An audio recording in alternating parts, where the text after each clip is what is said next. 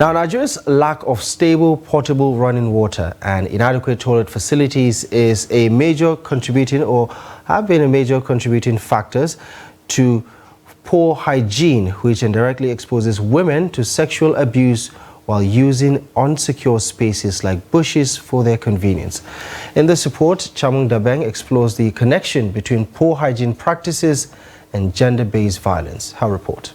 One of such crimes perpetrated against Nigerians in vulnerable states is that of sexual gender-based violence, SGBV. Sexual gender-based violence has remained a menace to the Nigerian society, showing very little signs of slowing down. Experts believe it can be traced to poor toilet facilities and inadequate attention to water, sanitation and hygiene, otherwise known as WASH. You know, people are talking about infrastructures.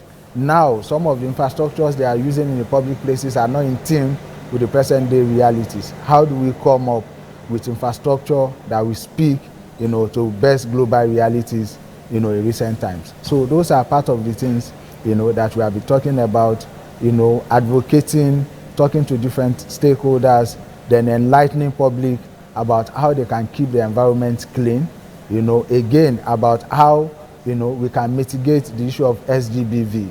So that at the end of the day, people will get to know about it. We need to create a lot of awareness and advocacy around it for the stakeholders, for people to really know what are the examples of SGBV. There are so many. The United Nations Population Fund says 1 in 3 women will have experienced gender-based violence by the age of 15 and are stigmatized by the society despite being victims. On the flip side, some women are perpetrators of SGBV, but there is very little information to show the prevalence of the menace against men, which indicates that society has ignored the plight of men who are being abused. So rape is something that we have to frown against, everybody.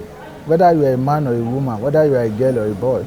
So, and that's exactly why we are putting out sensation there, then encouraging victims to speak up. But again, when we are doing that, we have to be very careful.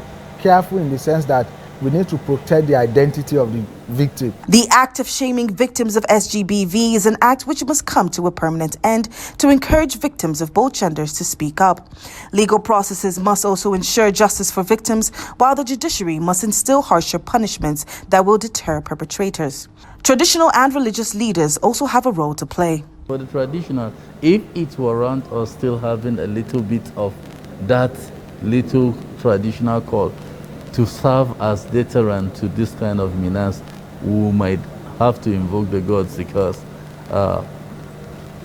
these creatures were bound to be respected. They should be respected because God did not create us for abuse. We will have a last call center to answer, and that is the call of God to answer what were our responsibility as traditional rulers and as religion leaders of those societies. Stakeholders agree that parents need to be more involved in the lives of their children to provide guidance in order to curtail the menace of SGBV in Nigeria. Chamun, Dabeng, Trust TV News, Abuja.